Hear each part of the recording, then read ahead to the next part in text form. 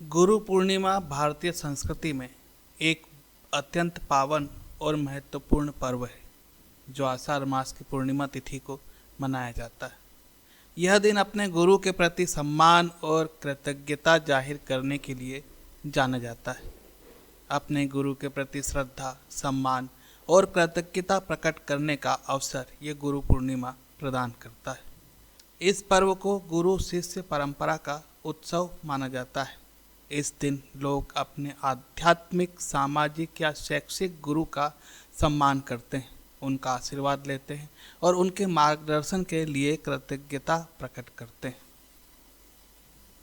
आज का दिन व्यास पूर्णिमा और वेद व्यास जयंती के रूप में भी मनाया जाता है, क्योंकि इसी दिन महर्षि वेद व्यास जी का जन्म हुआ था। उन्होंने केवल महाभारत बल्कि श्रीमद् भागवत गीता, 18 पुराण और ब्रह्मसूत्र जैसे ग्रंथों की रचना की थी। सनातन धर्म को अमूल्य धरोहर दी है, इसलिए हर साल इस दिन को गुरु पूर्णिमा के रूप में मनाते हैं। यह दिन वेद व्यास जी को समर्पित है। माना जाता है कि इसी दिन उन्होंने भागवत पुराण का ज्ञान भी दिया था। अब जानते हैं वैदिक पंचांग के अनुसार गुरु पूर्णिमा कब है। गुरु पूर्णिमा 10 जुलाई को मनाई जाएगी। पूर्णिमा तिथि 10 जुलाई को रात 1:36 पर शुरू होगी और यह 11 जुलाई को रात 2:06 पर समाप्त होगी। इसलिए गुरु पूर्णिमा 10 जुलाई को मनाई जाएगी। धार्मिक मान्यता के अनुसार इस दिन पवित्र नदियों में स्नान करना, दान पुण्य करना और गुरु का पूजन करना अत्यंत शुभ माना जाता है। गुरु पूर्णिमा केवल एक पर्व नहीं बल्कि उस ज्ञान की आराधना है जो जीवन के अंधकार को मिटाकर हमें सही राह दिखाता है।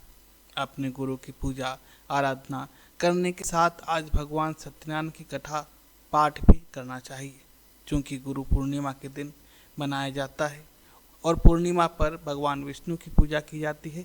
इसलिए आज भगवान विष्णु के अवतार श्री सत्यनारायण जी की पूजा अर्चना की जाती है। सपरिवार बैठकर मंदिर को सजाकर सत्यनारायण भगवान की मूर्ति स्थापित करके उनकी व्रत कथा को पढ़ा जाता है। भगवान सत्यनारायण की पूजा में तुलसी, धूप, दीप, गंध, पुष्प और पीले फल चढ़ाए जाते हैं। आरती उतारने के पश्चात विभिन्न पकवानों का भोग लगाया जाता है। तत्पश्चात प्रसाद वितरित की जाती है। गुरु पूर्णिमा पर गुरु के पूजा करनी हो या सत्यनारायण व्रत कथा का पाठ करना हो, शुभ मुहूर्त में ही करना चाहिए। वह मुहूर्त है सुबह ब्रह्म मुहूर्त, प्रातः 4:10 से 4:50 तक। दूसरा अभिजीत मुहूर्त, प्रातः 11:59 से दोपहर 12:54 तक।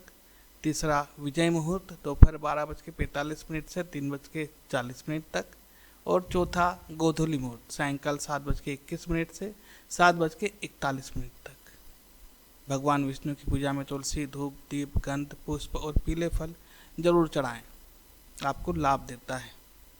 अब ज्योतिष की दृष्टि से भी गुरु पूर्णिमा का महात्म्य जान लेते हैं।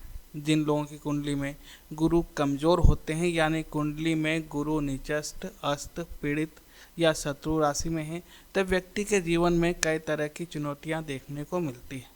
इस स्थिति में अपने बृहस्पति को मजबूत करने के लिए अपने गुरुओं का पूजा अर्चना जरूर करना चाहिए, उनका सम्मान करना चाहिए, पवित्र नदियों में स्नान ध्यान करना चाहिए, पीली वस्तुओं का दान करना चाहिए, जैसे पीले वस्त्र, पीले फल फूल, चने, चने की दाल, बेसन, बेसन के लड्डू, पीतल के बर्तन, केले आदि। इसके साथ ही भगवान श्री लक्ष्मी नारायण जी की पूजा अर्चना भी करना चाहिए। इससे आपका गुरु प्रभावित होगा। इससे संतान, विवाह, धन आदि समस्याओं से आपको राहत मिलेगी। गुरु का स्थान भारतीय परंपरा में माता पिता से भी ऊंचा माना गया है।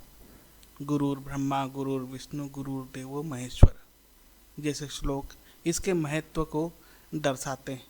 जब हम पैदा होते हैं तो हमारी माता हमारी गुरु होती है, फिर पिता, फिर स्कूल कॉलेज में अनेक गुरु हमारा मार्गदर्शन करते हैं और हमें इस लायक बनाते हैं कि हम अपने परिवार का भरण पोषण कर सकें। आज का गुरु पूर्णिमा विशेष कैसा लगा जरूर बताएं। ओम नमो नारायण कमेंट में अवश्य लिखें। कोई समस्या हो तो मैसेज करें 9424822006 पर, आपका समस्या का हल जरूर किया जाएगा। आज के लिए धन्यवाद। फिर मिलते हैं किसी अन्य रोचक जानकारी के साथ। तब तक देखते रहिए एस्ट्रो हेमचंद्र।